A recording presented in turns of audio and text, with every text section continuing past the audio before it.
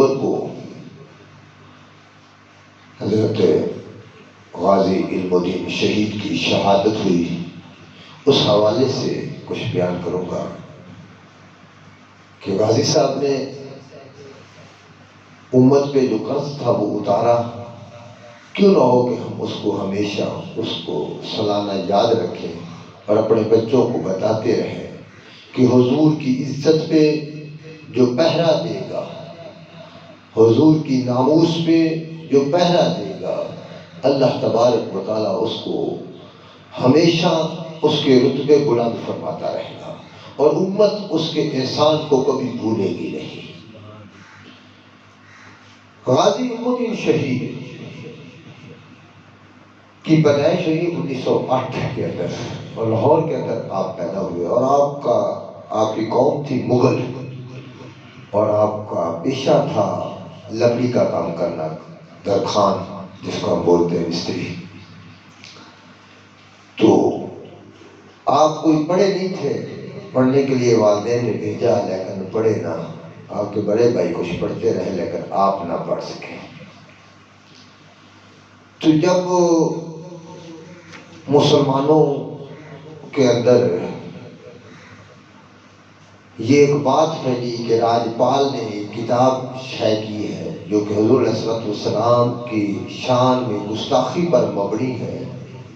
اس کے اندر کتاب کے اندر حضور علیہ السلام کی شان میں گستاخی کی گئی ہے۔ جب وہ راجپال نے کتاب شائع کی تو مسلمانوں نے فوراً عدالت کی طرف رجوع کیا۔ عدالت نے 6 ماہ کی سزا اور کچھ جرمانہ مقرر کر دیا۔ شیشم کورٹ سے انہوں نے ہائی کورٹ میں اپیل پیش کی تو اس نے ویسے ہی خارج کر دیا، وہ سزا بھی منسوخ کر دیتی، جرمانہ بھی سارا ختم کر دیا۔ اب مسلمانوں میں ایک احتجاج، کیونکہ مسلمانوں کے جذبات کو مجروح کیا گیا تھا، وہ کتاب مسلمانوں کے اندر شائع کی گئی تھی۔ اب لاہور کے اندر، پورے پنجاب کے اندر، پورے پاک و ہند کے اندر یہ بات پھیل گئی کہ وہ راجپال جو ہے اس نے حضور علیہ السلام کی شان میں گستاخی کے اوپر ایک کتاب شائع کی ہے، اور عدالت نے اس کو کوئی نوٹس نہیں صحیح طریقے سے دیا۔ انگریز کی حکومت تھی، انگریز نے وہ ویسے بھی مسلمانوں کا دشمن تھا، تو کوئی فیصلہ نہ ہوا۔ اب جب جلسے جلوس ہونے شروع ہو گئے تو ہر مسلمان کی یہ خواہش پیدا ہو گئی کہ کون سا وقت ملے کہ ہم اس راجپال کو جہنم میں پہنچائیں۔ یہ مسلمانوں کے اندر یہ ایمانی جذبہ پیدا ہو گیا۔ اب انگریز کی حکومت تھی اور راجپال کو بھی پتہ چل گیا کہ مسلمان اب جذبات میں آ رہے ہیں، تو ایک حملہ کیا گیا اس کے اوپر، لیکن وہ نکل گیا اس حملے سے۔ ایک مسلمان نے اس کے اوپر حملہ کیا لیکن وہ نکل گیا۔ پھر افغانستان سے ایک شخص آیا اس کے اوپر حملہ کرنے کے لیے، وہ آ کر اس نے دکان کے اوپر حملہ کیا لیکن اس کا گارڈ مارا گیا، اس کو پتہ نہ چلا کہ راجپال ہے کون سا شخص تھا، اس کی تصویر کا اس کو پورا جائزہ نہیں تھا۔ اب تیسرا حملہ ہوا، یہ جو غازی علم الدین شہید نے کیا، تیسرا حملہ 29 اپریل کو اس نے گھر بیٹھے سوچا کہ اس کے اوپر حملہ کیا جائے۔ 18 19 سے 20 سال بنتی ہے اس کی عمر، تو اس نے سوچا کہ یہ مسلمان اتنے بڑے زور لگا رہے ہیں، جلسے جلوس کر رہے ہیں، کیوں نہ ہو کہ یہ کام میں ہی کر دوں۔ گھر سے اٹھا، دکان سے چھری لی، ایک 12-13 انچ کی تھی، وہ چھری لے کر اور دکان پہ پہنچا۔ وہ گاڑی سے نیچے اترا، گورنمنٹ میں اس کو 2 گارڈ دیے ہوئے تھے۔ اب گاڑی سے نیچے اتر کر ابھی بیٹھ رہا تھا دکان کے اوپر، اور دوسرا جو گارڈ تھا اس کو کتابوں کے لیے پیچھے اس نے بھیجا، تو یہ ابھی بیٹھا ہی ہے، تو جا کر حضرت نے حملہ کر دیا، اور جیسا حملہ کیا وہیں پہ جہنم میں پہنچ گیا، وہیں پہ مر گیا مردود۔ فوراً گرفتاری ہو گئی۔ جب گرفتاری ہوئی، میں بڑا مختصر سے کر کے بیان کر رہا ہوں، جب گرفتاری ہو گئی انارکلی بازار کے اندر، تھانہ انارکلی میں آپ کی گرفتاری ہوئی، آپ نے گرفتاری دے دی۔ گرفتاری کے بعد کوئی چند دنوں کے اندر 22 مئی یعنی 29 اپریل دے اندر یہ قتل ہو گیا ہے، مردود مر رہا ہے۔ آگے 22 دن یا 23 دن کے اندر شیشن کورٹ نے فیصلہ سنا دیا کہ اس کو سزائے موت دی جائے۔ کتنا جلدی فیصلہ کیا گیا، ورنہ انگریز کی عدالت میں فیصلہ لیتے لیتے مر جاتا ہے۔ 1 مہینہ بھی نہیں لگا۔ 22 مئی کو انگریز کی عدالت نے، لاہور کی عدالت شیشن کورٹ نے یہ فیصلہ دے دیا کہ غازی علم الدین کو شہید کو سزائے موت دی جائے اور اس کو پھانسی پر لٹکا دیا جائے۔ اب علامہ اقبال قلندر لاہوری میدان میں آئے اور بھی وکیل سارے کے سارے میدان میں آئے، اور بمبئی کے اندر اس وقت قائد اعظم محمد علی جناح موجود تھے۔ اس کو پیغام بھیجا گیا کہ آپ آ کر اس کیس کو لڑیں۔ جو کہتے ہیں نا کہ قائد اعظم سیکولر تھا، میں کہتا ہوں بہت بڑا عاشق رسول تھا وہ، کہ کیسے کیس لڑنے کے لیے آیا تھا وہ۔ اور پھر اس کی اگلی بات آپ کو میں بتاتا ہوں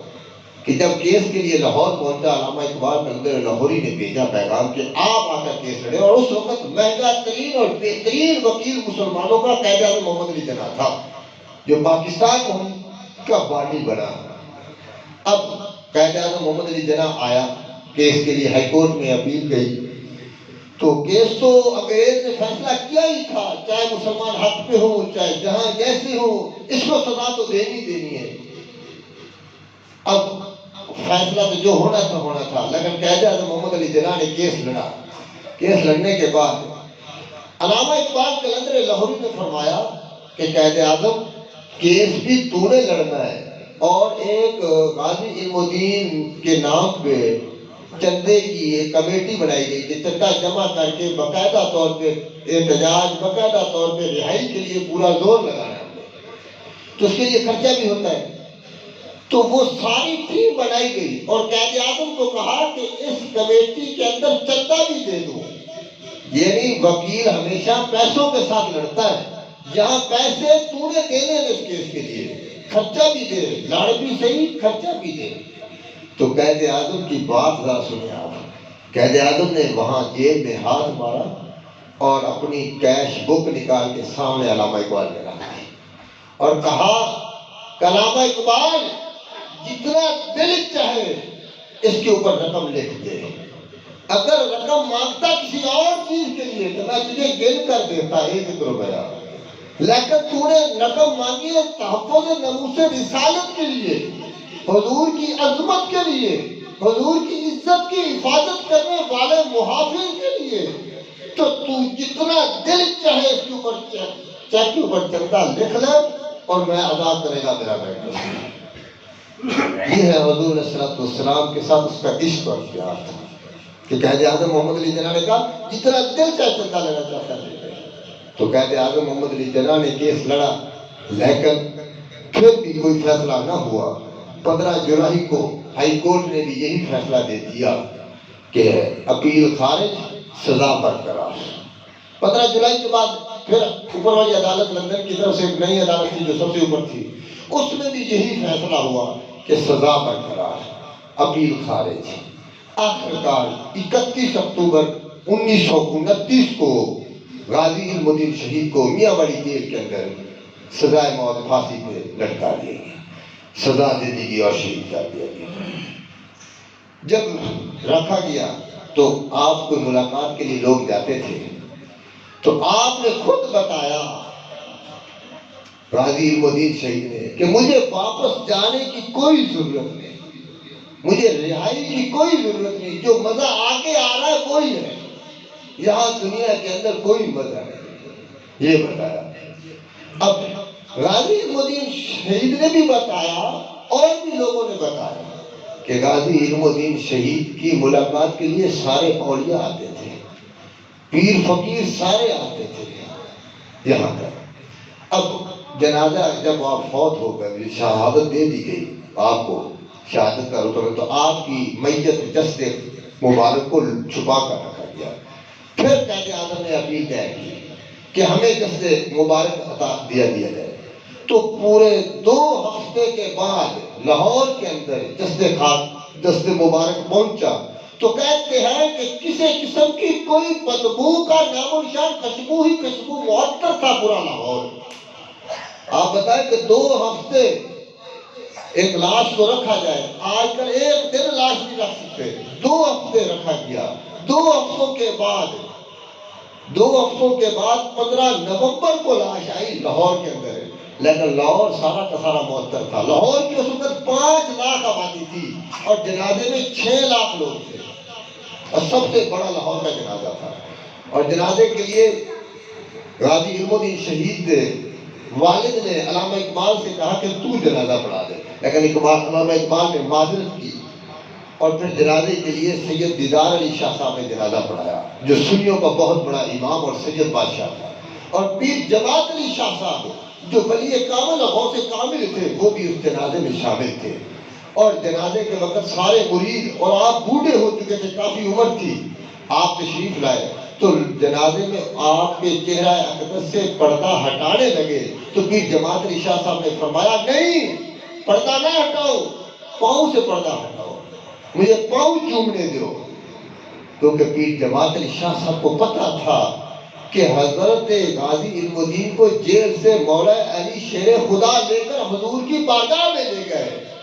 اور حضور کی بارگاہ میں جس وقت لے گئے تو حضور علیہ السلام نے ماتھا چوما تھا حضرت غازی علم الدین کا، اور فرمایا تھا غازی اگر کہتا ہے تو تجھے جیل سے ہم لے کر آ گئے ہیں، لیکن اگر تو جیل میں رہے اور تو اس طریقے سے آ تو پھر کائنات میں ساری ہمیشہ لوگ کہیں گے کہ مسلمانوں نے غازی علم الدین جیسا بھی مان کسی جنا تھا جو حضور کی ذات پہ قربان ہوتا تھا، اور پھر ہمیشہ یہ قربانیاں چلتی رہیں گی۔ تو غازی نے کیا خوب کہا، اس کا نقشہ اعلیٰ حضرت نے پیشہ کروں تیرے نام پہ جہاں فدا، بس ایک جانی 2 جہاں فدا، 2 جہاں سے بھی جی نہیں بڑا، کروں کیا کروڑوں جہاں نہیں ہے۔ غازی نے یہ، اور پھر فرمایا حضرت موسیٰ کلیم اللہ کے بارے میں آتا ہے کہ حضور حضرت غازی علم الدین کو ملنے کے لیے جیل میں آئے، تو حضرت غازی علم الدین نے پوچھا کہ موسیٰ کلیم اللہ اولی العظم نبی میری ملاقات کے لیے؟ میں فرمایا ہاں، جس وقت بھی آقا کریم کی کچہری لگتی ہے تو آقا کریم یہی فرماتے ہیں غازی علم الدین، میرا غازی علم الدین، میرا غازی علم الدین، تو میرا دل کیا کہ میں غازی کو جا کر ملاقات تو کروں، وہ کیسا غازی علم الدین جو حضور کی ذات پہ قربانی دے گا، جو حضور کی ذات عزت و ناموس کے اوپر تحفظ کے لیے وہ قربانی دے گا، اللہ اس کا نام ہمیشہ عرشہ پہ بلا رکھے گا، وہ ہمیشہ پہ بلا رکھے گا۔ آج ان کے 31 اکتوبر کو ان کی شہادت ہوئی تھی، اور لاہور کے اندر ان کا مزار اقدس ہے، اور جب بھی لاہور گئے کرو تو غازی علم الدین شہید کے مزار پہ ضرور حاضری دیا کرو، داتا صاحب بھی حاضری دو، غازی صاحب بھی مزار پہ بھی حاضری دیا کرو۔ غازی صاحب بڑے قلندر آدمی ہیں، بہت بڑا مقام ہے غازی صاحب کا۔ اللہ تبارک و تعالیٰ ان کے نقش قدم پہ ہم سب کو چلنے کی توفیق عطا